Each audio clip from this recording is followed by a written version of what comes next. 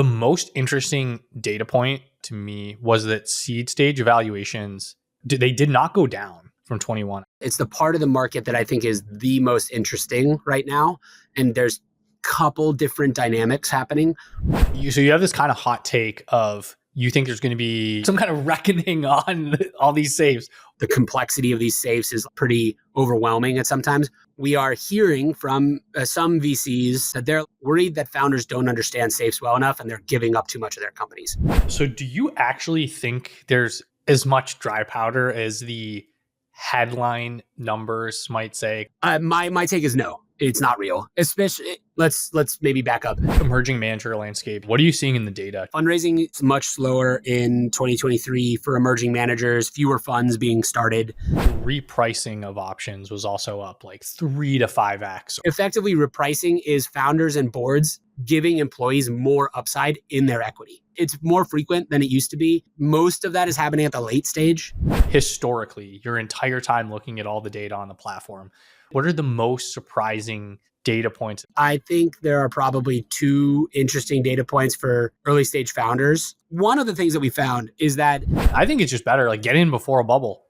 Invest in the next bubble before it's a bubble. It sounds easy. Why don't we just do that? I mean, you're the data guy. Are you seeing any new bubbles emerging? New bubbles. I mean, welcome to The Peel, where we explore the world's greatest startup stories. I'm your host, Turner Novak, founder of Nana Capital. And today I'm bringing you a special episode. I'm sitting down with my friend, Peter Walker. Peter is the head of insights at Carta and writes a newsletter called The Data Minute, a weekly newsletter highlighting data from over 43,000 private tech companies that use Carta's platform to manage their cap table. Touching this many startups means Carta sees everything, and we talk through its recently republished Q4 2023 State of Private Markets report. We talk valuation trends across stages, why seed valuations have gone up over the past 2 years despite the rest of the market being down significantly, the difference between AI and non-AI company fundraising rounds, and why Peter thinks biotech may be the next big bubble. We also get into how safes work, why Peter thinks there's a coming safe reckoning, how downrounds were twice as common in 2023 as historically, why half of all Series A's in 2023 were extensions, and my rationale on why startups don't pay dividends. We also talk through Peter's thoughts on the emerging manager fundraising landscape, why there's not as much dry powder as you might think, how an exit at seed can make a founder more money than at Series B, why it's most common to be acquired before raising a Series B, how the total number of startup employees shrunk in 2023, and why startup employees aren't exercising their options right now. This is an awesome conversation, all driven by data. And if you're watching video, you'll see all the charts up on the screen while we talk so you can follow along. Before we get started, a quick shout out to Samuel Shah and John Richtigar for suggesting topics for the episode. Let's talk to Peter after a quick word from Attio. Regular listeners of the show have already heard me talk about Attio in the past. It's the powerful, intuitive, and easy to configure CRM built for today's modern company. It's flexible, easily configures to your unique data structures, and works for any go-to-market motion, from self-serve to sales-led. It automatically syncs and enriches your contacts, emails, and calendar, creates custom and powerful reports, and quickly builds Zapier-like automations all within the interface. Attio has built a truly elegant product, and people on Twitter are describing it as the linear of CRMs, which that is very high praise. The next era of companies deserves more than a one-size-fits-all CRM with an outdated user experience. Join OpenAI, Replicate, 11 Labs, and more. Try Attio instantly at attio.com. That's attio.com. Or if you want to support the show, visit through the link in the show notes and scale your company to the next level. Thank you, Attio. And now let's jump in. Peter, how's it going? Turner, happy to be here, man. Yeah, welcome to the show. So I wanted to kind of start things off. You work for Carta. You're the head. What's your official title? Head of Insights. Head of Insights. You have this very interesting, insightful newsletter that people should definitely subscribe to. We'll throw a link in the show notes. Thank you. And I mean, you do this like a couple times a week. Just LinkedIn, Twitter, you throw out data. You create insights out of the data that you're seeing on the platform. It's like once a week for the newsletter and then probably an extra 3 or so graphics on social, primarily LinkedIn. So a lot of data being slung around. I think it's a couple weeks old at this point, but still pretty fresh. The Q4 market report that you put out, just based on all the data that you're seeing.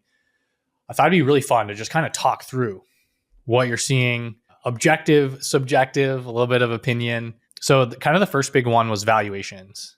What were you seeing just broadly in terms of valuations on the Carta platform? So across Carta, obviously there's different trends depending on what stage of company you're looking at, but valuations are sort of ticking back up after hitting a recent low in the middle of 2023. Basically across the board, there's something a little weird happening with Series C that seems to still be trundling along at the bottom, but seed, Series A, those are trending upwards in valuation. And then late stage, which has been the worst hit part of the venture market, also up, pretty sizably on low volume of rounds, but the valuations seem to be trending back up. We're not close on the late stage to 2021 boom times, but at least we're not continuing to head downward. Yeah, we probably shouldn't be back to the boom times. No, I mean, it's not like a worthy goal to say we need to eclipse 2021. Yeah, that's super. I didn't even notice that Series C had not picked back up when I looked at it the other day. May just be noise. It's one quarter. It's probably a few hundred rounds. There can be statistical noise in there, but it does seem as though the jump, like getting from, say, seed Series A is its own little world. Series B, Series C, you're really talking about companies that probably raised their Series A in 21 and or maybe even 20. And so that transition is very difficult right now. Yeah, I think this is overly descriptive. It's not always true in every case, but generally when you're raising an A, the business model isn't 100% proven out just on average. And when you're raising a Series C or a Series D, you're usually profitable. Like there are business lines, you're probably investing a lot in new products and features, but the core business probably makes money. So to your point of if you raise an A or a B in 21, that was stretched a little bit even more, all those cases. So if you're going for your C, it's like, you're probably going to make some adjustments downward, I would assume. It's one of those things where if you're coming into company maturity sort of in the boom times and you think that, hey, we have a model that gets us close to profitability or is, we're making a lot of money on, and then interest rates change, everything changes. Like it kind of is harder if you've already committed to that economic model to switch it. If you find out, hey, there's actually not as many customers willing to pay for this as we assumed. So the middle part of the market is like really challenging. It's probably even more challenged from some of the changes we're seeing in the landscape of just like AI layoffs, that kind of stuff, changing profitability, also changing like velocity of product adoption and size of ACVs, like contracts that people are signing. I mean, there's a lot that's kind of been thrown out the window and changed in the last 2 years. Absolutely. Yeah. It's a totally new environment, basically, that these companies have to grow up in. Probably the most interesting data point in the data to me was that seed stage valuations they did not go down basically from 21. I think we'll throw the chart up, but I believe over the last 2 years, maybe it's 24, 18 months, but seed stage valuations are up like 40% or 20%, 40%. Yeah, from where they were in Q1 21, which everyone would point to as like a very good quarter. Turner, it's the part of the market that I think is the most interesting right now.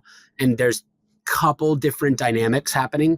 One is, funds and especially bigger funds moving down market, which if your minimum check size is increased from whatever the standard historical has been for seed, it sort of puts a floor under valuations. You really can't invest into companies at a very tiny valuation. And we're talking about priced seed rounds here for the moment.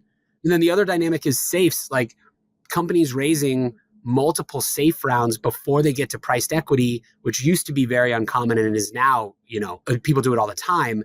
That in itself, because a lot of those safes are post money, so they guarantee a percentage ownership, it again pushes up the valuations when they get to their first price round. So I don't see a dynamic where priced seed can go that much lower. Like there's a lot of floors underneath those valuations, like regardless of you're even talking about the intrinsic value of these companies. Yeah, I think the other thing I see too is all these markets are just supply demand. The price just settles at like the supply of capital or demand of capital and supply or demand of founders. And you meet wherever the market wants to clear at. And I think one thing that's happening is if you're thinking about pricing around and money being transacted, I think when it comes to hiding earlier, I think a lot of funds are actually hiding in more consensus founders also. So instead of me, who's probably not a consensus founder, going out and raising money and probably at a lower valuation, it's somebody who worked at Google doing AI research and now they're starting an AI company, and that's, it's fairly consensus. They're going to get a higher valuation. So the money just doesn't clear at the low end of the market, bringing the average higher. I think that's definitely happening. Like people are rotating towards repeat founders even more than they ever have been, which explains a little bit. We have some other data released late last year about the demographics of founders. And there was this steady sort of more equitable split between, underrepresented minority founders and women founders, et cetera. Like those percentages were climbing slowly, but climbing. And then they all sort of, as a group, turned down last year. The percentage of women founders fell, the percentage of funding that going to Black founders fell, et cetera. And I think part of what's happening is that the rotation towards repeat founders. If you're a repeat founder, by default, you were starting your company 5-6 years ago, and you were probably less diverse as a cohort than the people that are founding companies now. So it's a bit of a shame, but that is one of the dynamics that happens when like this downturn kind of flows through. Yeah, I think another thing I'm seeing is, it's basically just people taking less risk, and the market perceives that as being riskier. Whether that's true or not, that's what the market thinks. And I've seen the same thing with certain categories, and then also certain markets like geographies. So I made a couple investments internationally in markets like Nigeria, India, Pakistan, Vietnam. If you're a VC and you kind of got in trouble investing in crypto, your valuations were too high, and you're trying to course correct, right? You're like, all right, I'm investing in the most consensus founder that matches the stereotype, and I'm also investing in SaaS or AI versus, Vietnam. Like, has there ever been a Series B raised in Vietnam? Like, I don't know. Of course there has, but it's just, you're less likely to do it. You're going to do the things that are just more down the fairway because we don't want to take risks right now. It's generally the consensus because risk capital is very, very scarce. Yeah, totally agree. Have you seen anything interesting in terms of sector dispersion, like AI versus non-AI? Yeah, AI, certainly the story of last year. A lot of, if you're looking for like, where did the growth go in venture as everything was coming down in 23, AI was the category that grew. But we also saw, I thought, like not gigantic, but meaningful shift in some ways away from standard core software businesses in all cases and towards more hard tech businesses. So biotech, medical devices, hardware, energy, things that building in atoms, not bits. There was those industries typically relatively on a funding basis held up a little bit better than fintech, crypto, blah, blah, blah. And that I think is probably a good thing for the ecosystem as a whole. It's great to be investing in places where the risk is technical instead of just execution. I don't know if that's going to hold for that long, but it seems as though that leveled out in some markets, which was, I thought that was pretty cool to see outside of the AI bubble, which is totally real. You're saying the bubble is real or the tech is real? I think the tech is real, but also if you look at valuations, the bubble is definitely real. Series A on the platform, I think median for 23 for non-AI was something like 39 million, whereas median for AI was 50 million on a pre-money basis. So the gap is real. AI founders are raising more money at higher valuations. That's definitely happening. Whether or not they will become better businesses, we got to check back in 5 years. That's actually lower than I would have expected. That's only like a 30% difference, something like that. Yeah, we read about you read about the gigantic ones, but there's a lot of that is not. Of course, people have had this debate of, do you invest in wrappers or only core LLM models or whatever, what stage of AI are you focused on? A lot of the AI investment that we're seeing is not into companies building their own models. It's into, companies utilizing those models to, achieve whatever they're trying to do faster. And I guess you're also not capturing the revenue multiple. You're just the headline valuation number. Correct. Yeah, we don't know whether or not those AI companies are getting a much higher multiple than the non-AI ones. I would assume there's definitely some gap there. But I mean, maybe you would know better than I would when you go into AI deals. Yeah, I mean, I don't invest in very many, but it's, I mean, like double, I would say, just at least, probably more. What's your thesis on not investing in AI, or maybe not investing, but doing it slowly? Yeah, I mean, I think the only thing you can really control is a private market investor is your entry point. It's so hard to control the exit. So if you invest at a high multiple, you need to probably sell at a higher multiple. Like it's just really hard you said earlier, like objectively, we're in an AI bubble. It's usually not good, just broadly speaking, to invest at the top of a bubble. So it's really the only thing I can control is an investor. Like, I mean, I can influence what I invest in. Like I can control that, make my own decisions. And I cannot influence really like how big the outcome is, when it is. The only thing I really have control of is how low my entry price is when I can come in. And just generally speaking, if you want to have lower entry prices, you probably need to avoid whatever the current thing is, whatever the bubble is. As hard as that is to do. So you're heavy in crypto, is what you're saying. I wish. I didn't do it fast enough. Yeah, I feel like we're just getting into these bubbles faster and faster. Like they inflate faster than ever. I totally agree. I think there is something meaningful to the speed of like the trend changes. You know, I like AI. We've done this since ChatGPT came out in November 22. So it's been a year plus, and people are already looking for the next thing or calling it a bubble. Like I do think that you're moving through these cycles faster and faster. Yeah, and I feel like we were already in the bubble in February of 23. Like I remember. I don't really use this term chat GPT wrapper a lot because I think really when you think about it, Riverside that we're using is an AWS wrapper. Like you're probably listening to this on Spotify or YouTube or Apple Podcasts, and they use the cloud. Like they use AWS, like RSS wrappers. Yeah. So, but there were some of these basically just like a clone of ChatGPT, like exactly the same thing that in my opinion, we're getting a little bit too much funding thrown at them.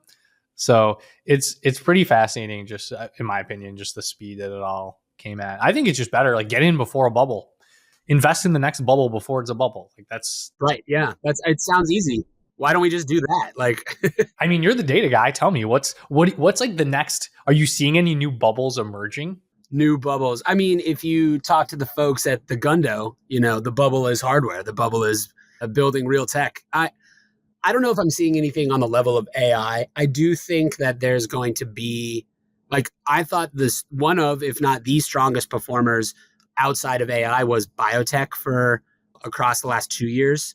Like biotech, both in terms of the actual investment and in terms of the ecosystems that are anchored in biotech, specifically like Boston and San Diego, like just held up relatively better. Maybe it's because the cycles in venture capital work a little different in biotech than they do in other places, but that's been a bright spot. So if you're looking for a real prediction, biotech I think is a great place to be.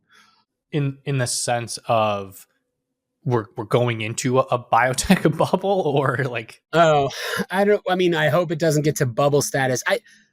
We just spoke about maybe the trends moving more quickly. Like, will anything knock off AI as the top story from this year? I don't see it yet, but maybe maybe crypto's back. Maybe there's something else that's just around the corner and we need to be all Bitcoin maxis again. Yeah, I mean, I think Bitcoin is at all-time high, and it feels like it has not had the same collective consciousness as it did the last time. So, which is probably a good thing overall for Bitcoin, right? Yeah, I mean, my prescription, if we're just thinking about supply demand, like there could be more demand for this bubble to keep going up if we want to prescribe it in that sense. So, well, yeah, and I think I remember one of the things I wanted to hit on was it looks like Boston passed New York. New York City is number 2 overall. I think it was dollars raised ecosystem. Is that showed up in the data in 2023? It did, again, probably because of that anchor. So Boston had more dollars invested into Boston companies headquartered in Boston than New York companies headquartered in New York last year on Carta, but many more rounds happening in New York. So just on average, the Boston rounds were bigger, mostly because a lot of those early stage biotech rounds are bigger than the early stage SaaS ones. That's one of the reasons. But Boston, I don't think Boston gets the love that it deserves as a really, really mature venture ecosystem. It's the only thing that has a chance of really challenging New York and San Francisco for the long term, at least in my view. I don't think, LA is just a big place. So like the total numbers are pretty big, but it doesn't have the same sort of gravity that a place like Boston does. And I think Boston, the cool part about Boston is it used to be just a biotech story. And now they've got, a lot of founders doing SaaS AI, health tech. Like there's a lot of adjacent things that are coming out of Boston. So good, relatively a really good year for Boston in our data. Yeah. And if you just think VCs love funding things that match certain patterns, you've got Harvard and MIT right there. It's one of their favorite patterns to match for. So, and then it looks like just in the sense of deal count. So I'm just reading this. Startups closed 462 seed investments or seed rounds in Q4, which was the lowest amount since Q1 of 2018, which is down 27% year over year. That kind of supports my thesis of there's just fewer rounds clearing and happening.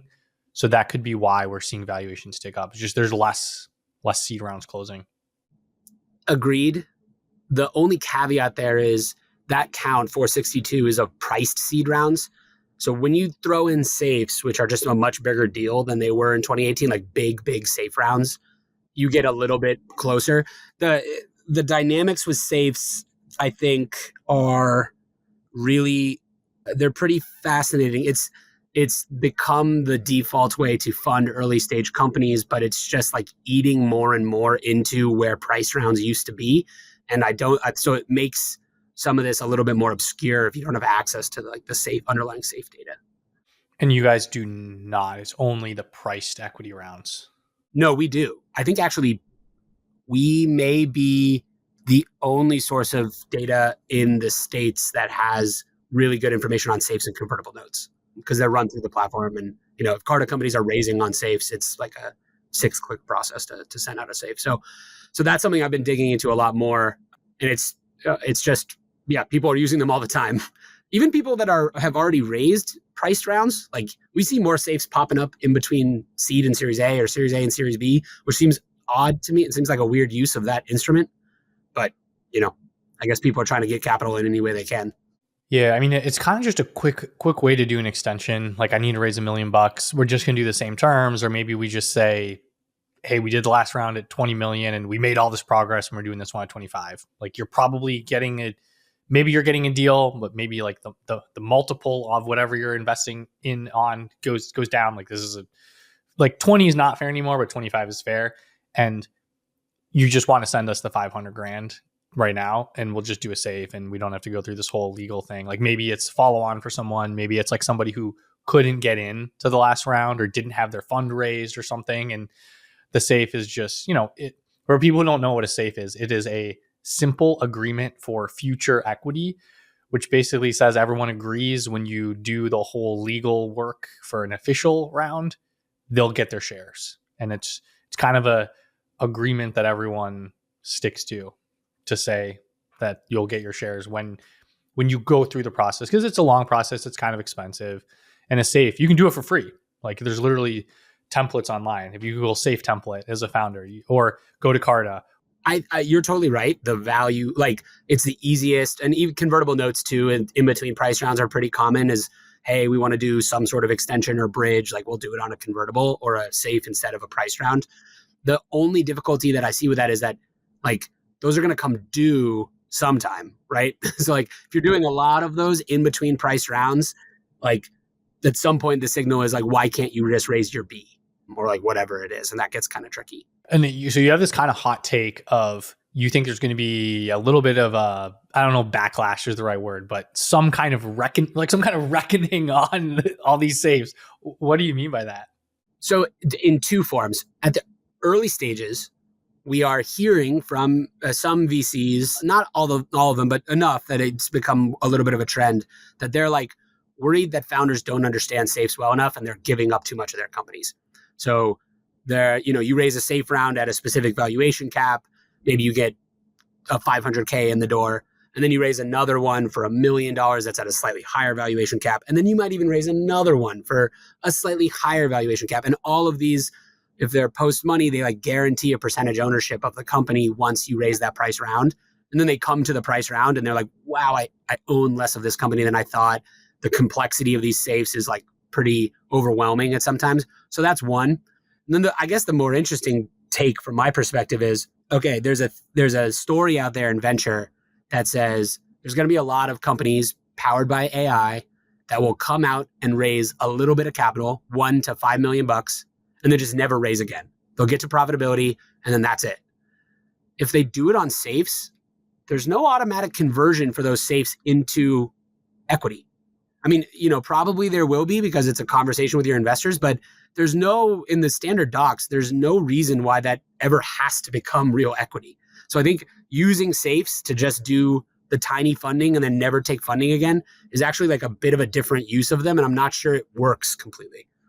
Yeah, that's a good point. I don't know the nuance of this, but I've gotten money back when companies have been acquired and I've had a safe. I know I've gotten paid for that. But yeah, I'm super curious actually, like the technical. I guess the question for me is, are you seeing a lot of founders coming to you these days that say, we want to take $1 million to $3 million and then our goal is to never raise funding again? I've seen elements of that. Yeah.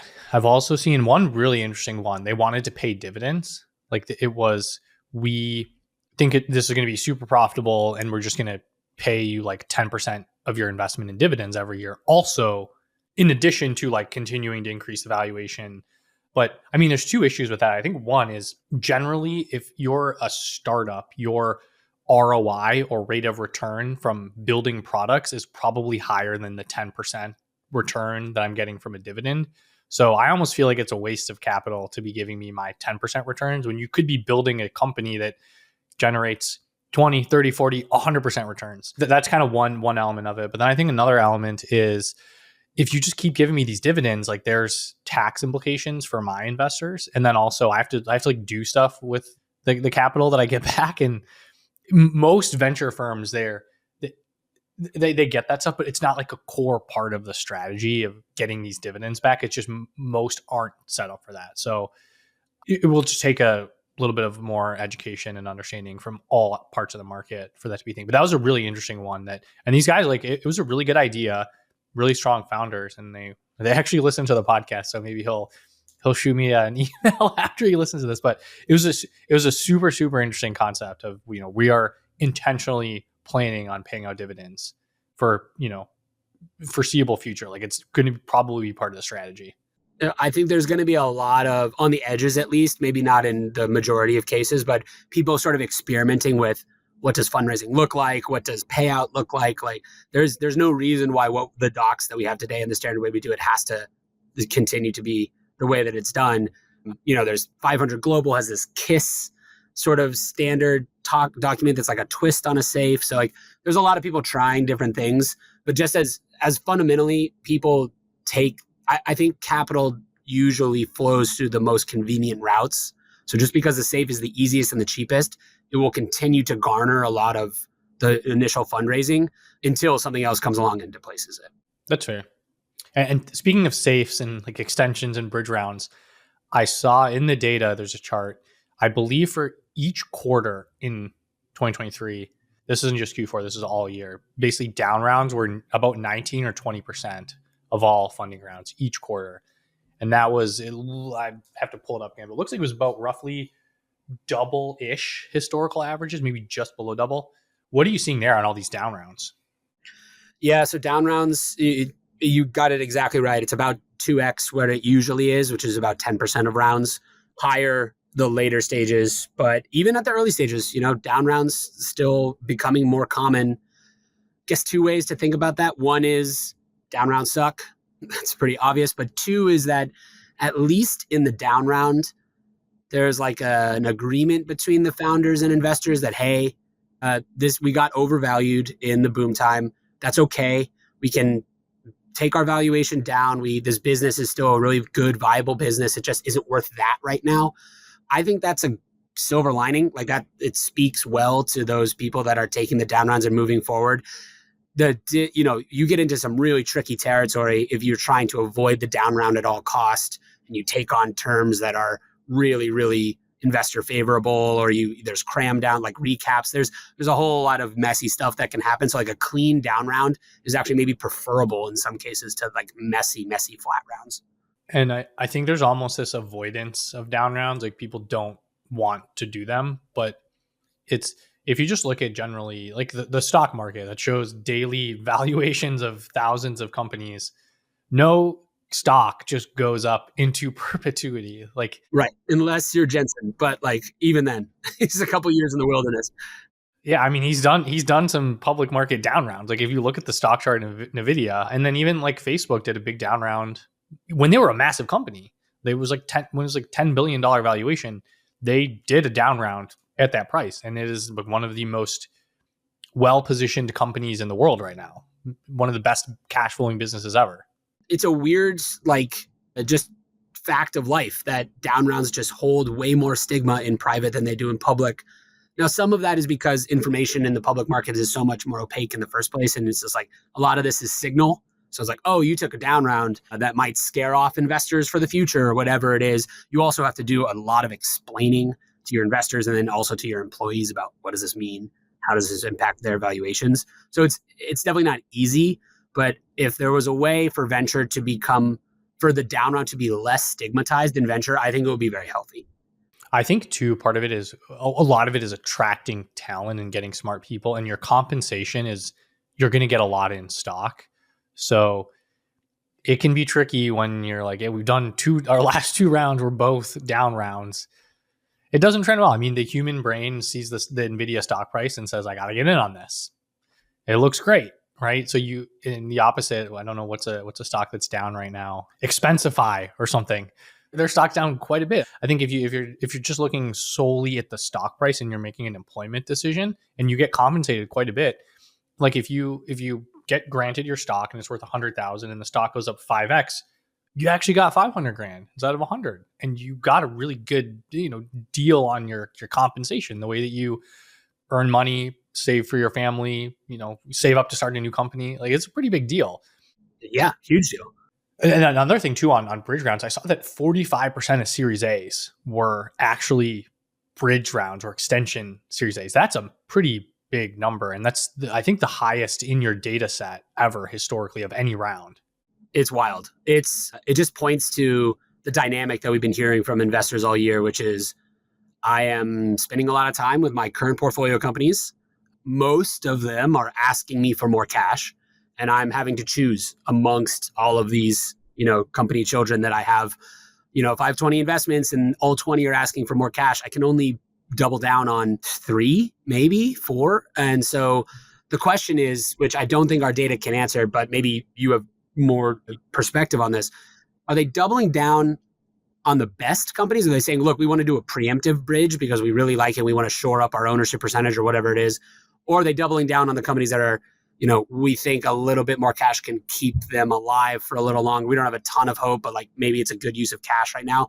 I can't really suss out which is which. Yeah, I think it's both. I think the keep it alive, quote unquote, it's probably more of, it's not 100% working, but there are signs. Like they did sign a pretty big contract, and we think they can continue to sign larger contracts where this starts to get interesting again.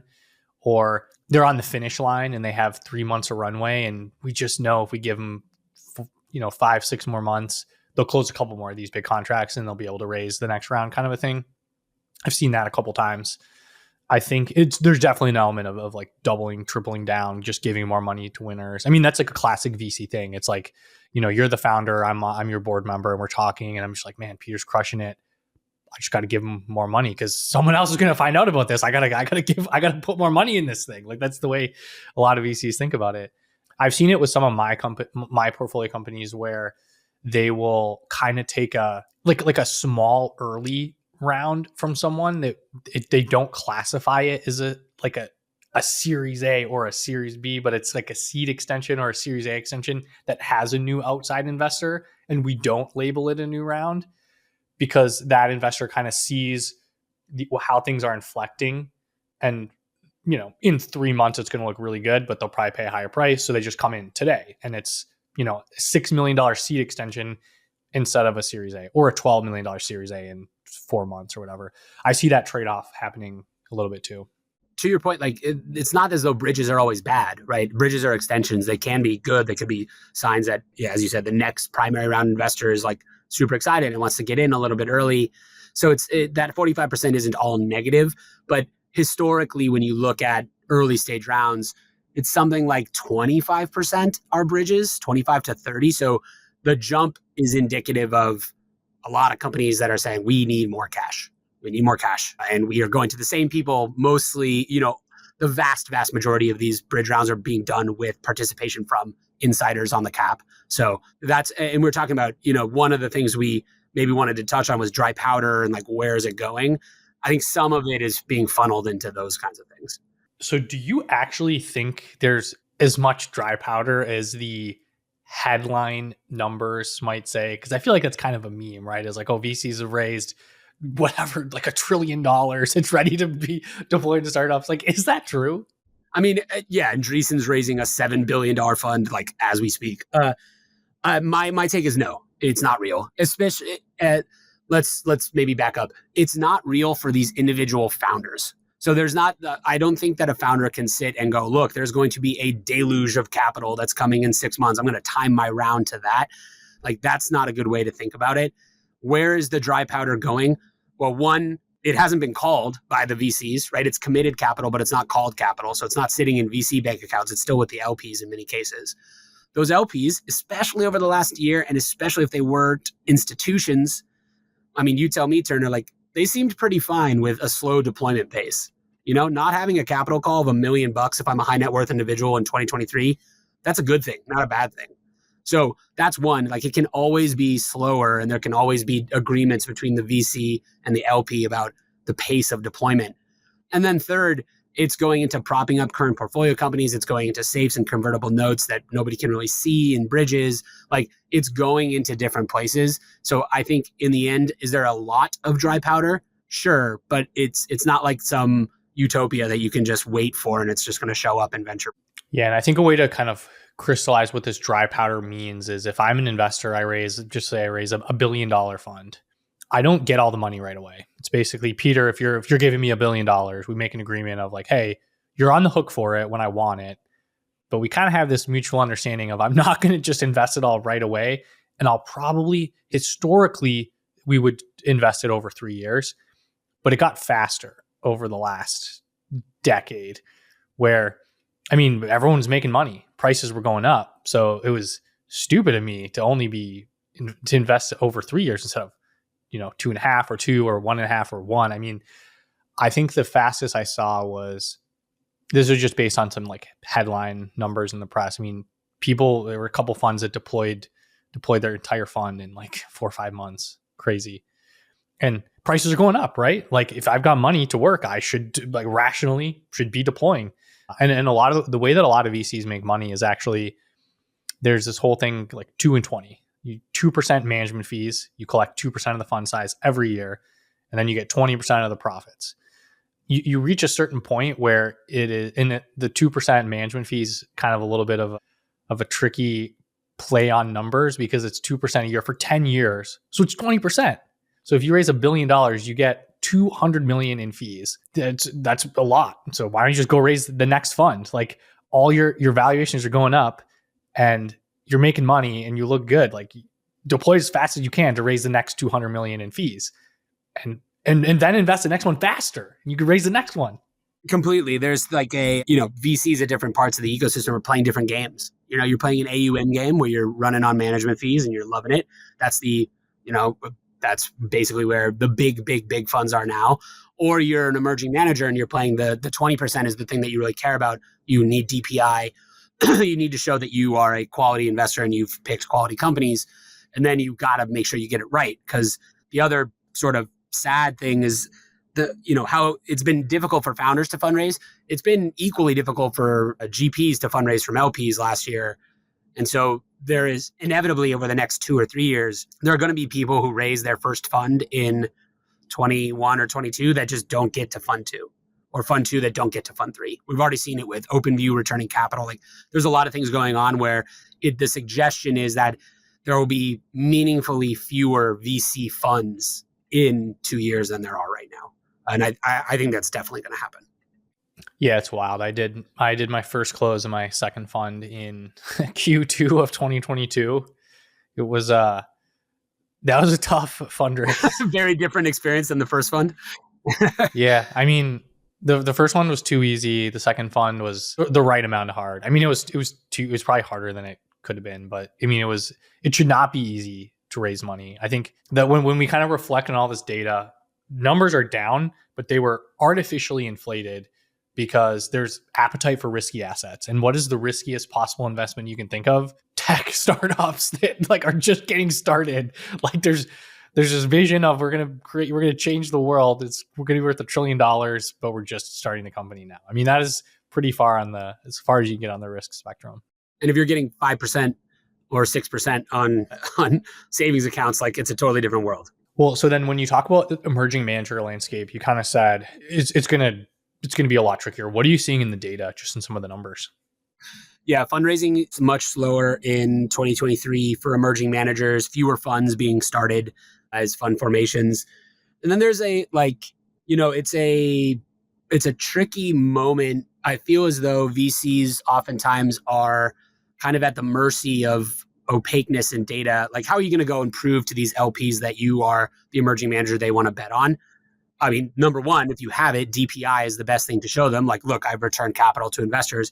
A lot of funds started in the last 3 years obviously don't have that. So they're trying to figure out, how do I prove, like, what are the metrics, whether it's TVPI, net IRR, what is it that I can show these LPs? And a lot of times it like boils down to deployment pace. Like, did you sit out some of the craziness, or do you have an unfair advantage when it comes to sourcing founders? And like, those things are much more difficult to prove. So emerging managers are, Andreessen's going to be fine. They're going to fundraise from the LPs that they already have, and it's going to be okay. And they're not really going to need to worry about it too much. That sourcing LPs has gotten much harder over the last year and a half for emerging managers who invest in different kinds of people. So we would love for the emerging manager landscape to be really healthy, because I think it broadens the amount of founders and the types of founders that actually get funding. But it's been hard. Yeah, I think one way I kind of crystallize for people to understand what an emerging manager might go through. So if we'll just say you're one of the really big funds, we'll say A16Z, because they're probably the largest in terms of employees that work there. All the different functions of the business, investor relations, so raising capital. There's a team, a lot of people that do that work on that full time. Portfolio support, have a lot of people that just spend their time helping portfolio companies with each task. There's like a team that does recruiting, a team that does go to market, a team that does insert any kind of value add. You have the deal teams, the people whose job is, sourcing, hunting. There's people whose jobs are winning, people whose jobs are sitting on the boards. There's people whose jobs are marketing. So there's like each of these scaled platforms has like teams that do all these things. And when you're an emerging manager, you have to do all of those things that are normally done by a team yourself. So not just fundraising, like just how do you add value to your portfolio companies when you're competing against like somebody that has like 20 people that they're working with? It's tough. Yeah. And like, there's been a retreat, I think. I don't love the word tourist. People use the word tourist too often, I think, in venture. Yeah. It's kind of like a derogatory, humiliating type of like. It's like don't gatekeep that way. Like, it's cool to have people interested in the thing you're doing, you don't have to be this pitchfork person who says like, I found this band first, But there is a dynamic though, where you say, okay, tourist founders, like people who are excited about being founders in 21, maybe less excited about being founders in 23, kind of maybe the same thing for emerging managers. And certainly at the biggest end, the Tigers, the SoftBanks, like the big crossover funds are just way less interested in venture than they were 2 years ago. So does that mean that there's enough great founders for the VCs that remain? Maybe, but as you said, like, if you're a solo GP and you're taking on every single aspect of running a venture fund, when fundraising gets harder, it just makes everything else more difficult too. And maybe then you slow down your deployment pace because you're kind of like, I only get this one shot and I have to pick the right companies. So I want to make sure that these are perfect ones. So that might also contribute to slower investment. And then the consensus founders too. Like, am I going to pick am I going to pick Peter Walker, or am I going to pick, we'll say you're like blue chip, or am I going to pick some other guy that I'm meeting for the first time versus I've known Peter for a decade and know he's contributed all these things and he's exited a company before versus, person I just met. So that definitely goes into it too. And it's not just the emerging managers, it's everyone. Everyone's kind of going slower on fundraising. So you mentioned something super interesting, the Tiger and the SoftBanks of the world. Those are probably the stereotypical raise large amounts of capital and influence the market. Have you looked much at like deal count by firm or like capital deployed by firm? Does that show up in your data? We haven't really done a great analysis of that. We would have that information for the funds that are on the fund admin side of the platform, but we would need to do some work to aggregate it from the cap tables. It's true that like I know for a fact there's just less involvement from big crossover funds than there were. But I think the shift that we talked about earlier is influencing things. Like if you set aside the late part of the market, which is its own beast, but the early part of the market, if you have $1 billion seed funds, like the checks have to be a certain size, right? Or you have like $500 million seed funds. You cannot invest $50,000 in these startups. It doesn't work for your fund economics to make sense. So that's where I think some of the influence of bigger funds is being seen, is that as people move earlier and earlier, the check sizes get bigger and the valuations cannot go below a certain floor. Yeah. And I think a way to kind of crystallize that, if you're hearing this for the first time, is if you have $1 billion portfolio that you have to invest over, we'll just say 3 years. That's kind of historical industry standards. If a founder comes to you and says, I'm looking for $1 million, that is 0.1% of the portfolio. Over a 3-year period, you would have to make $1 million investment every day to invest that $1 billion pool of capital. There's a ton of nuance, and you're probably, if you have $1 billion fund, you're probably reserving it over half for follow-on. So then again, it's every 2 days, whatever. But then you have to actually like do the things related to post-investment on making that $1 million investment. So it's really, really challenging to justify that versus we're just going to write a $20 million check. Like we'll just find the guy who sold his company to Salesforce is doing some new AI thing, and we'll give him $20 million. And I'm buddies with them. We went to school together. Right. We golf together on the weekends. So like, of course, it's all good. Yeah. So that definitely has influenced, I think, how some things show up in the data. Yeah. I'm interested to see, that actually was the selling point by some of these firms in 21. They were like, we're dumb capital. We're not going to talk to you. You're not going to need to talk to us. Here's a lot of money and go win. I don't know. Does that value pitch still work for founders? Maybe it was only really available to the late stage ones, but to me, it seems like probably not quite as useful these days. Yeah, I think it's a compelling pitch, but you don't have to be a dumb capital fund to make that pitch. You can be we're value add fund, but you can also say, oh, you don't want us to help you? Great. We'll do our value add somewhere else. So I just don't know how defensible that we're dumb capital pitches. Anyone with capital can make the dumb capital pitch. Yes. I think the case would have to be, we'll always overpay on valuation and we'll be right about it, which is like a pretty risky pitch. I don't know. It works when market's going up, but yeah, it works when you're right. Yeah. Well, okay. So when you're right, like making money, like the exit environment, what have you kind of seen just in terms of on all of your data exits that are happening? How are those in 2023 and Q4? I mean, obviously IPOs are few and far between. We had 5 tech IPOs, and the ones that did, like Klaviyo and others, didn't perform amazingly well last year. So the lack of IPOs is probably the biggest single factor impacting late stage valuations. There's no IPO. There's no way to price discover what the public markets really think about these companies. It gums up the works of a late stage venture. So we need the IPO market back. Really, really hopeful that later this year, I'm not betting on the first half of 24, but I would put a little bit of money on the idea that 1 or 2 major companies will IPO in the latter half of this year. It depends on interest rates. It depends on a lot of things, but hopefully that's the case. Public stocks are doing quite well right now, at least the big ones. The other way that exits happen, though, is M&A. Oftentimes, there was an idea that M&A was going to boom last year because valuations are falling. There's a lot of these companies could be attractive if their valuations got more in line. M&A was basically flat on Carta. It's about 150 companies are acquired off of the platform every quarter. That's a slightly down from 22, but basically flat or year over year. So maybe this year will be a year of a lot of M&A. I think maybe, again, that's a little bit optimistic. Perhaps the reason that not a lot of M&A is happening is because people got under the hood of these companies. They're like, well, this isn't like M&A is a difficult bet at the best of times. Like maybe this isn't where we want to be playing. But I'd expect some more acquisitions than last year.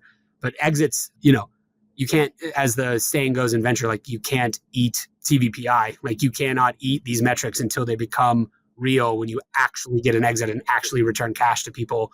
And those have been far, far between. Yeah, I think the sort of the thing that I'm seeing is why would you exit in 23 if it was a quote unquote down round bad deal? You still had cash. There's definitely some cases where let's continue to try to make this thing work. I think 24 there'll probably be a pickup of all right, we kind of have to sell now. That would be my guess. We got to bite the bullet. I don't know in terms of dollar amount because some of these companies will be running out of cash.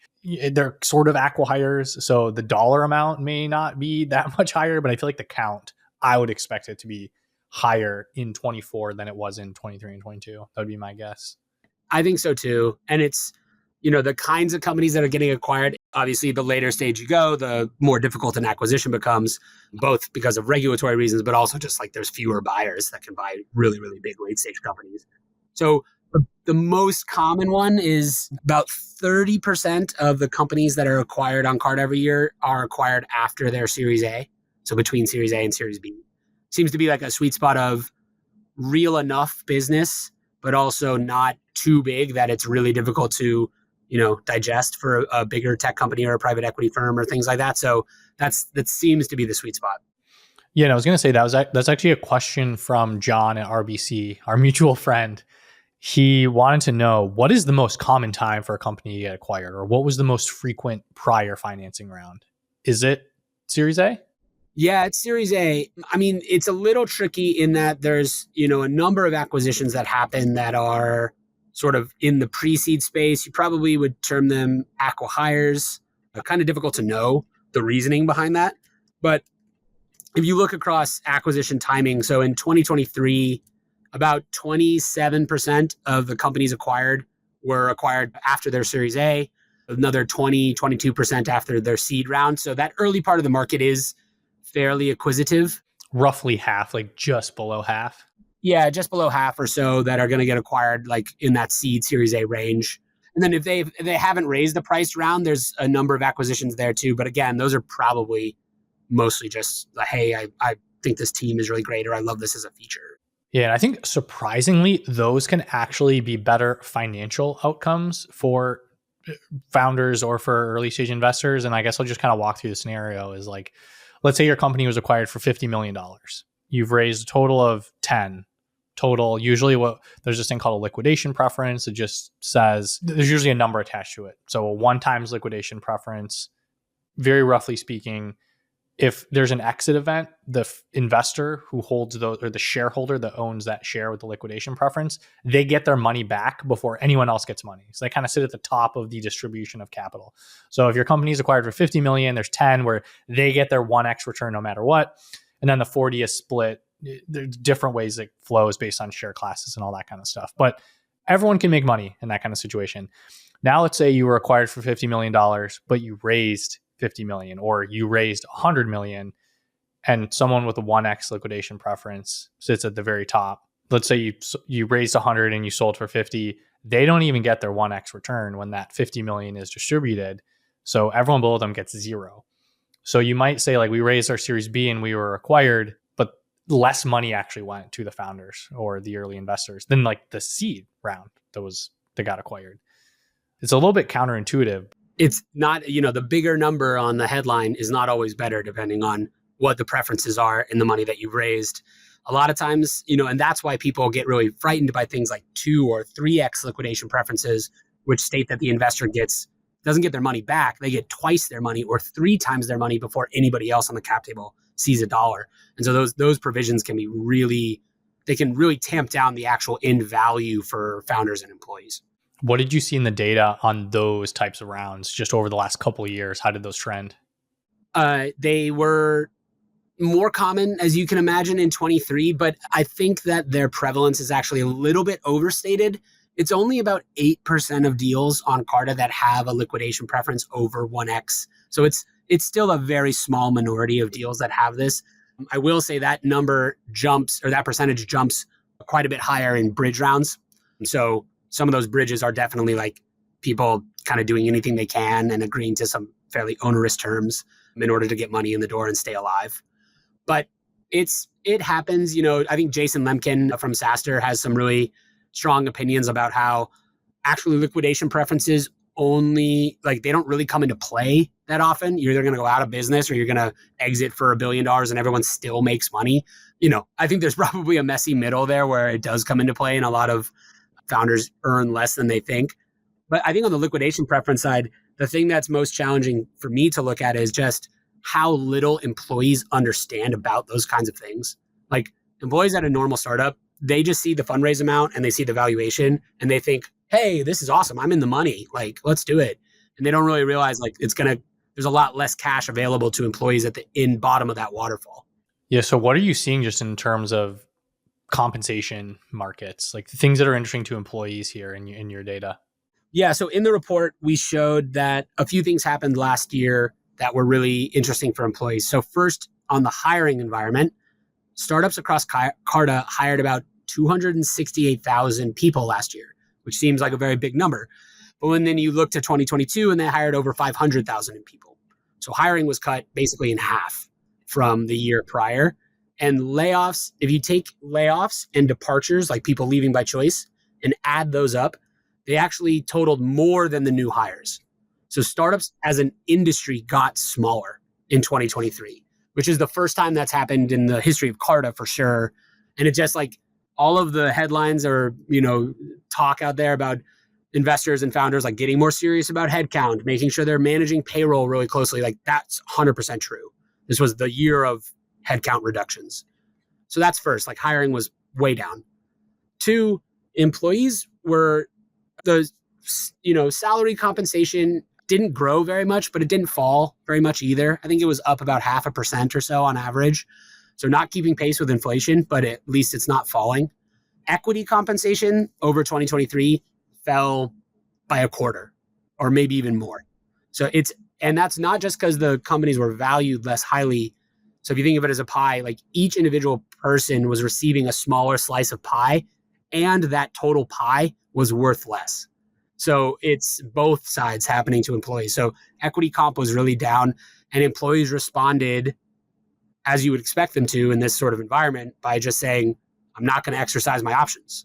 So when I leave this company, either through layoff or because I got a better job somewhere, you have that 90-day period typically to exercise your options and make them real stock. And only about 23% of employees are actually doing that, which is a bearish signal from employees about the future value of these companies. And that is cut in half. I think it was 46% in Q4 of 21. So exactly 24 months prior. Yep, exactly. And like you would expect that like exercise rate to be pretty cyclical. Like if you're on a rocket ship, you're much more likely to exercise than if you're looking around the headlines and you're like, oh, my company did a down round. But it's wrapped up. It's so deeply part of the promise of startups is that you have this upside bet. So we want employees to at least be thinking, hey, it's worth taking that chance. And they're choosing not to. And I saw that repricing of options was also up like 3 to 5x over 2 years ago, or maybe historical averages. What does that mean exactly? Just not actually 100% sure if I know what's going on there, but also for the audience. Yeah, it's a little bit of a complex thing. It's actually a good thing. So state that up front. So a repricing happens. Let's say you and I are founders of a company, Turner, and we look around and we say, look, we think we need to take a down round. We got overvalued in 2021. What might happen then is that the value of the equity that we gave out to employees that we hired in 2022, say, is actually below the new valuation that we're taking on for that down round. You mean above or below? Below. So like the 409A valuation of the employee stock is above the new valuation for that round. So it's there's no upside left in this. Like I'm underwater on my options. So what can happen then is founders, and this is not required, so this is actually it's a good move by a lot of founders and boards. They can say, look, we still believe in this company and we believe in these hires. We want to take their 409A valuation and lower it to whatever the new 409A valuation is so that they have upside remaining in the business. And they do that by retiring the old options usually and issuing new ones. There's a lot of like board dynamics that goes into this. But effectively repricing is founders and boards giving employees more upside in their equity. So it's not required, but it is pretty cool to see when people really believe like, hey, my employee population should remain incentivized in this company. And yeah, it's more frequent than it used to be. Most of that is happening at the late stage, not a lot of repricing in seed or Series A stock, but good to see that founders are taking that very seriously too. Yeah, I think it's probably easy to see the headline layoff numbers and think these are capitalists, don't care about people or whatever. But I mean, at least this is a sense of, okay, well, they're trying to do something. They are trying, like they're trying to keep the company alive, and they're also trying to do as well as they can, or treat their employees as well as they can. Actually, a question from Samuel Shah, prior guest of the show. He wondered if you're seeing anything in secondary activity. Yeah, so when we look across secondaries that are happening, not through Carta, but we know about them because at the end of the day, when a secondary happens, like things change on the cap table, so we can have an aggregated, anonymized view of that. Secondaries where the activity level was pretty down last year, which is almost like usually secondaries happen after a primary round. So fewer primary rounds means fewer secondary trades. There's a lot of interest in secondaries. Can you snap up these brand name companies at a discount? At a discount. But usually at the moment, what we're seeing is that buyers and sellers are still pretty far apart. The buyers are interested, but the sellers are still kind of anchored on that higher valuation and they're not willing to give up the stock or the options quite yet. I think that'll pick up once, the valuations continue to turn around. The other type of secondary activity that happens is fund secondaries, where investors are actually selling positions in the fund. That I don't have a lot of data on, but we've heard anecdotally that's more active than it used to be. So a lot of like, how do you trade private market positions happening? It's a completely opaque and nobody really knows what's going on kind of market. And that can be an interesting way to get an exposure to a company. Like, let's just say there's breakout ABC company, hottest AI company, everyone wants it. Super hard to get access to shares, but this banana capital fund that sucks, but they have this one position in ABC company. You're basically just buying. If you buy a stake in the fund, you're basically getting that one position. Like that, there's a little bit of that element potentially too on the early stage funds. Exactly. Yeah. It's like, how do we get into the winners? I could do that directly, or I could do that through a fund that's already invested in those winners. But that's the end goal most of the time. Yeah, because that's usually how someone's underwriting these. Like if they're looking at a fund, like, all right, what are like the two companies in here that are actually working? And the other ones are maybe call options. They might work, but we're basically saying, all right, they're a seed fund. They have one company. It's a Series C stage. It is pretty clearly working. That's basically what we're prescribing the entire value of our new position. Like we're buying it based on what is that? What results are we going to get from that one single portfolio company, which is maybe counterintuitive because it's a portfolio, but I mean, usually in the secondary markets, you're thinking about like downside. You're getting a deal. You're controlling that entry price where I think the good secondary buyers are usually they're acting with leverage, like they're waiting where the market's in their favor. So at a time like now where people need liquidity, you can usually get a bigger discount because that's what you can control. You can't control the exit, but you can control where you come in at. Yep. And to the point about liquidity, if you need DPI, if you need to show some or return some cash to investors in order to start fundraising and things, like maybe that's more attractive to you than holding on to this winner that you have. Like where people exit is a really interesting, like whole other hour and a half of like what's going on in venture and how people think about exits and all that kind of stuff. Because it has been invest early, hold till the IPO. Maybe people will try to get off that train a little bit earlier in some places. Yeah. So is there one or maybe multiple interesting data points that you've seen, like historically, your entire time looking at all the data on the platform, what are the most surprising data points that have just stuck out to you? And these can be literally anything. I mean, there's a lot of different ways to take this. I think there are probably two interesting data points for early stage founders. One of the things that we found is that, we did this study of about 7,500 companies on Carta, and we looked at how co-founders split their equity before any financing, before any employees. It's just like you and your co-founder in a room talking about who owns what in this company. The standard advice, usually proffered by YC in many cases, is split equally. 50-50 is the right thing to do. You're going to be building this business for a decade. And that's great advice. That's a wonderful way to do the business. What we found when we did the study, though, is that most founders don't do that. Only about 62% of two-founder companies did not split equally. So only about 40% did. And then you can imagine, as you get to founders that are 3 founders, 4 founders, 5 founders, like it's actually quite rare to split a 5-founder company 2020. Like that doesn't happen very often. So like investigating those choices was really cool, and like seeing how founder equity dynamics play out when the founders are starting this company together versus when maybe a founder comes in a year after the company is started and joins as a co-founder. Like I found all that like early decision-making stuff really, really fascinating. Yeah. Interesting, anecdote on that. I've seen 2 people start a company together. 6 months later, one co-founder leaves. They go from like 50-50 or 60-40 down to 95-5 or something like that. And then the new co-founder that comes in gets, like a year later, gets like 20%. So then it's like the exited co-founder that, helped get things started. Maybe the first engineer or something, they own 5. And then the new co-founder, 20, 25, 30, something like that.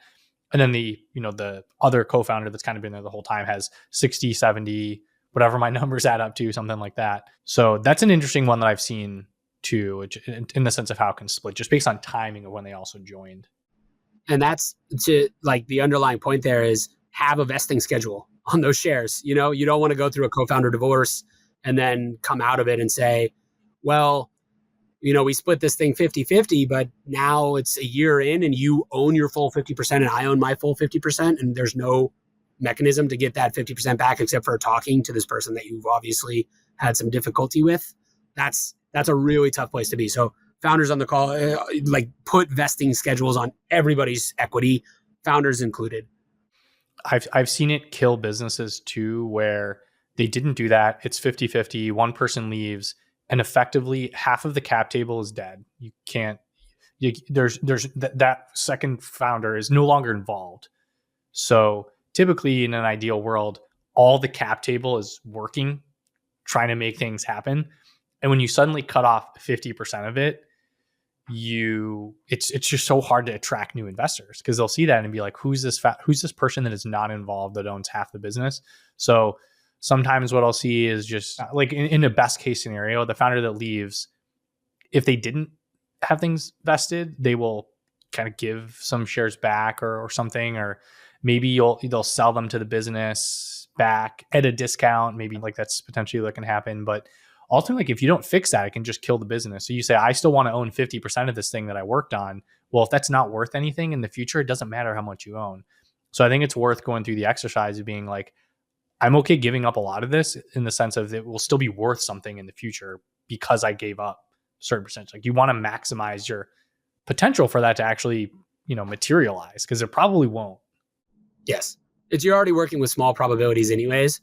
So you got to kind of base a lot of decisions on that. But debt equity is a major reason why some businesses can't receive funding, because VCs look at it and say, look, there's not enough left for both the future investors and for you, the founder. Like you're just not incentivized highly enough to keep moving.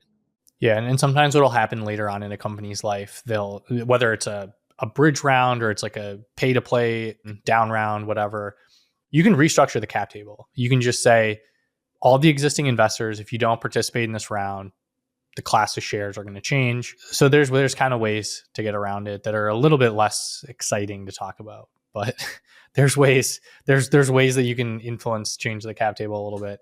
So in terms of, we're talking about like debt equity, managing all these like weird cap table situations. I think you've mentioned in the past Really interesting data point. 2023, most shutdowns ever that you've ever seen in the history of Carta platform. Can you talk about that?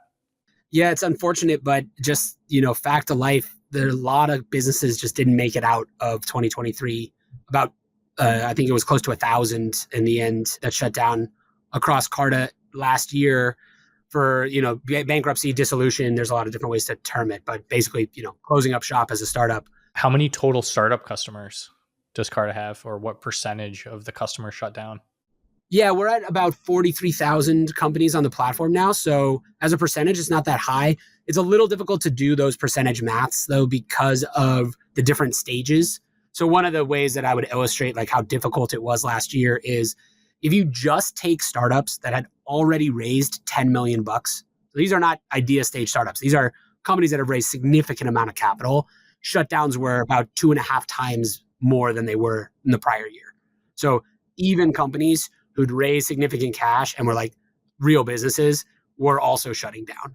So it was just a really difficult year for that. And I think one of the ways or one of the difficulties that founders have is that the shutdowns are happening at the same time as all of these major AI rounds are being raised, or especially this coming year, I expect fundraising to get better, but I also expect a lot of companies to shut down. And so this it's going to feel very sort of bipolar or dichotomous depending on where you sit in the venture ecosystem. Yeah, it's kind of like the ebbs and flows, different segments of the market diving down. So then when you just mentioned something I know we were going to talk about, you think it's going to get better in 2024. What are you seeing to make you think that? Maybe I'm just naively optimistic. A couple things. So one, December was a good month for fundraising. I think that Q1 has started off pretty good as well in terms of startup fundraising. Again, to your point earlier, it's not super useful for us to always compare to 2021 and say, this is where we need to get back to. It may be the case that we don't get back to that level of funding for more than a few years yet, and that's okay. But we are rising, I think rising up. Valuations seem to be rising pretty steadily, especially at the early stages. So that's all positive. And then the other sort of prediction that I would have is, or I guess it's less of a prediction and more of just the really open question is, okay, all these companies that are starting or started last year or starting right now, will they be able to grow faster with less headcount and higher revenues more quickly than any companies we've seen before? And how does that change venture? I'm super fascinated by the idea that a company can take in $1 to $2 million in funding, keep the team really small and use AI to automate some things and then explode. Mid-Journey and other places maybe as examples of this. I think a lot of companies are going to try it. And I'm fascinated to see whether or not you can get a lot of venture scale outcomes without a lot of venture money. That would change the whole landscape of venture capital.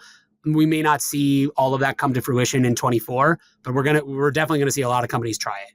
Yeah, when you think about the dry powder that's out there, a good chunk of it is not inception stage pre-seed dollars. I mean, that's like 5-10% of the capital. Majority of the capital is later-ish stages. So when you say there's this new trend of not raising the later-ish stages for high double digits, almost 3-digit, we're talking like 80-90% of the capital is not going to be able to be deployed into this.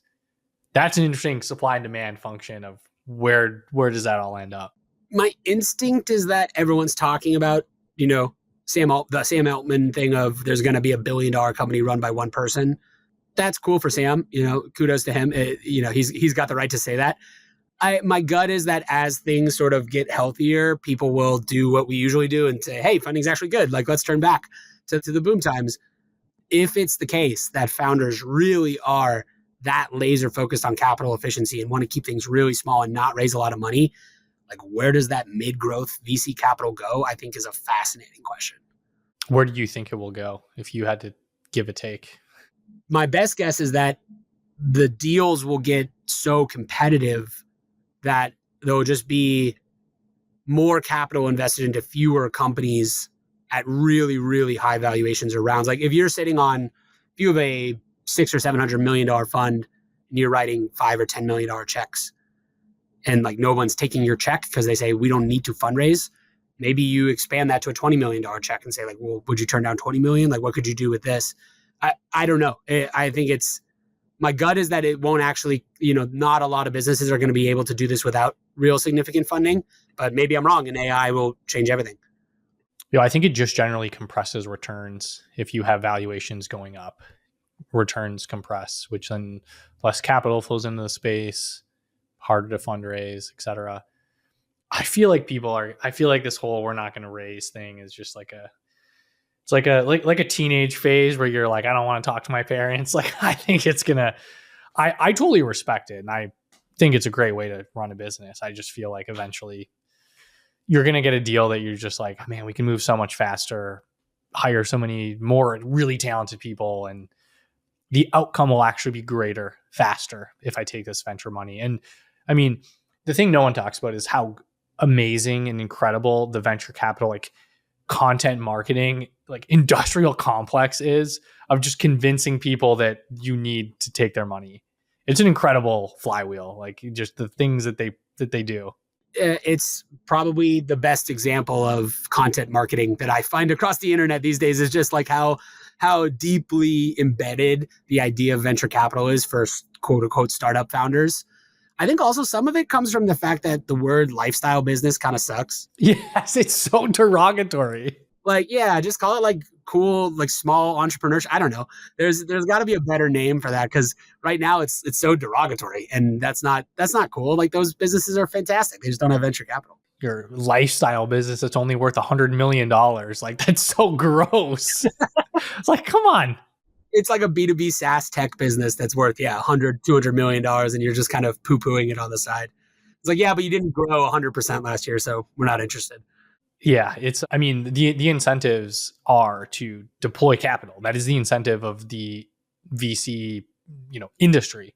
It's raising money and deploying capital. It's really not generating returns. So, it skews towards trying to incentivize people to take their money, really, at the end of the day. So I'm trying to think of anything else interesting on like the future of venture. I think the SAFE thing is kind of an interesting proposition that you kind of talked about, is like, will we need a new form of early stage financing if we are not raising as much later on, like how the SAFE kind of evolves. That's an interesting development to watch. Yeah, maybe we see a return slightly to a convertible note, which, at least because it has the interest rate and the maturity date, like it forces the conversation. There's like a conversion mechanism there. There's, I still think the SAFE is going to be default how a lot of fundraising happens. The other, maybe like not prediction, but interesting idea here is there's always talk on Twitter and other places about, where's the best place to start a business, or which venture ecosystem wins.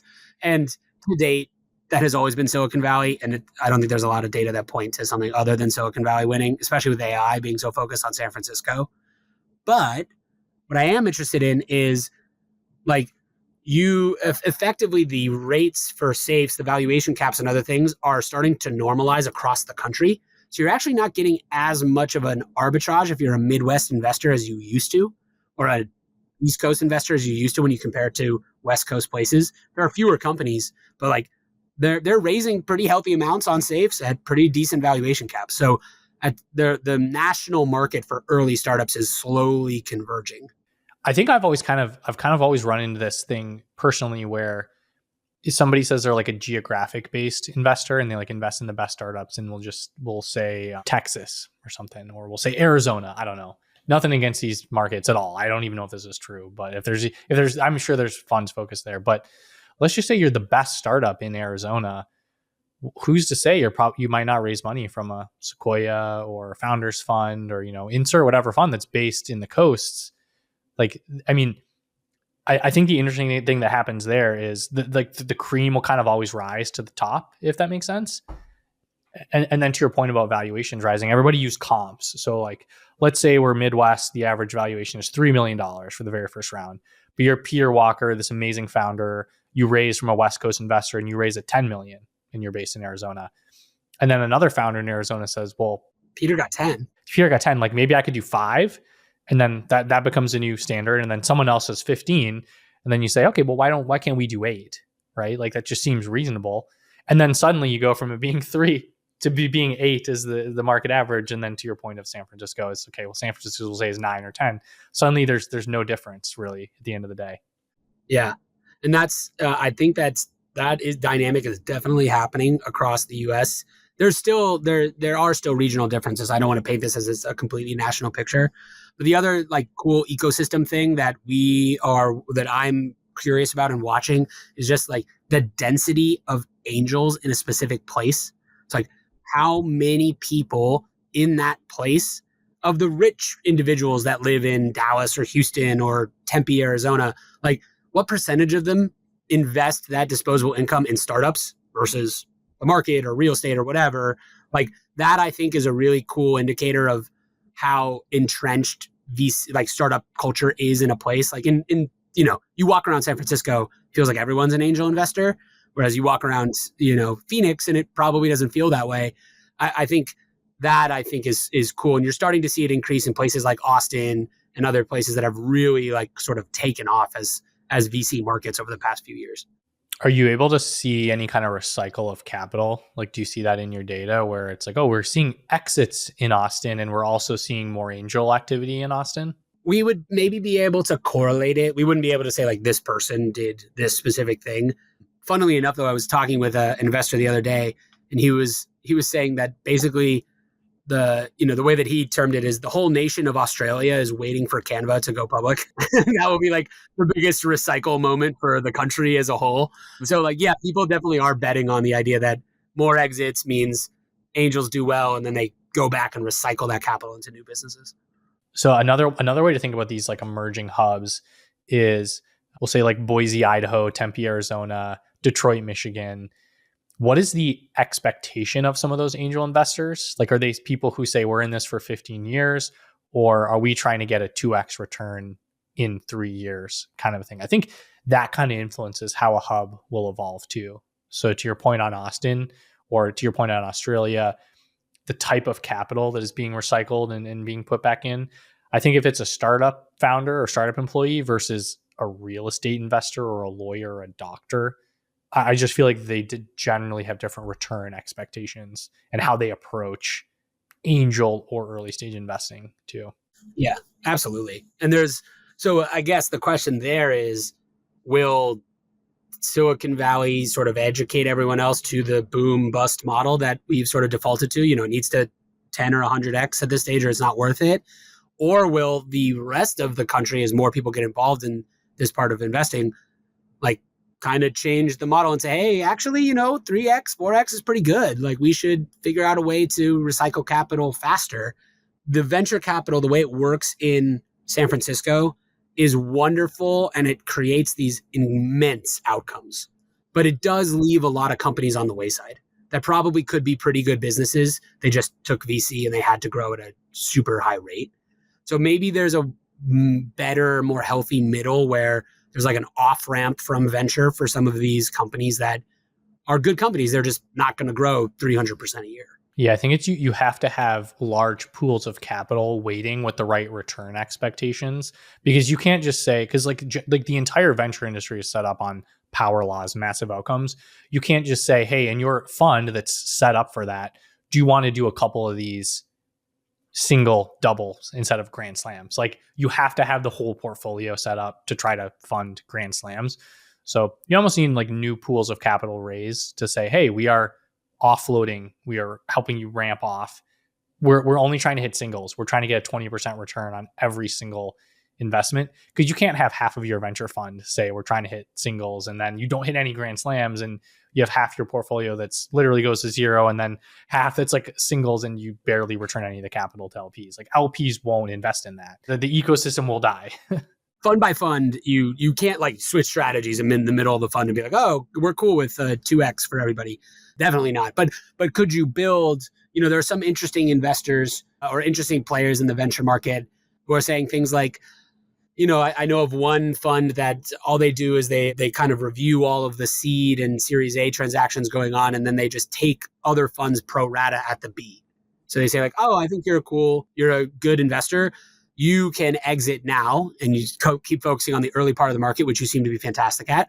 And then we'll take the capital from B onward and sort of like do that baton handoff Maybe that's a way to structure things that is kind of gets recycled capital a little quicker, because on the recycled capital point, startups are staying private for 12 years, 14 years. Like these, if you're trying to make it to IPO, that's a huge amount of time to have your capital tied up.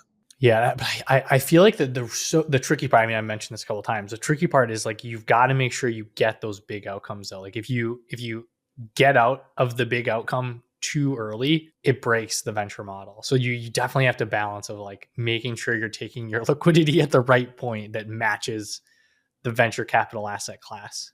I mean, that's why they pay you the 2 and 20, right? Yeah, the 20 and 20. Well, yeah, because I think we've had an interesting point with a couple of portfolio companies where like they're trying to get some early investors to sell secondary in like a hot round, and you invest the risk capital early on. It's not clear it's going to work. It finally starts to work, and then you get out, like, and you take it. Like that's kind of not. It just kind of breaks them out. You got to like continue to see the fruits of taking the risk early on. That's kind of the point of venture capital. So it's super fascinating. I mean, there's so many different ways to do this, and how to run a fund, how to make your decisions. So totally. Yeah. Those are the really tough decisions for GPs out there, is like, how do we make money on this, but also remain super long-term incentivized with the founders to hit the IPO market. Well, this has been an awesome conversation. Thanks for coming on. Yeah. Thanks for having me. And I think we'll throw a link to the Carta kind of data insight newsletter in the show notes, but quick plug for that. What would you plug? Yeah, so it's called the Data Minute. We release one newsletter every week on Thursday mornings, one chart about something within those 43,000 companies that's interesting or fun. So if you like data or insights on startups, I think you'll find it really useful. Awesome. And I think, this entire conversation was structured around data that you put out in those newsletters. So awesome. Well, this is great. Thanks again. Yeah, cheers. Thanks, Turner. And thank you for listening. If you don't want to miss future episodes of The Peel, subscribe to my newsletter, The Split, in the show notes, and you'll get new episodes plus transcripts in your inbox every week. If you want to support the show, share this episode with a friend who likes startup data.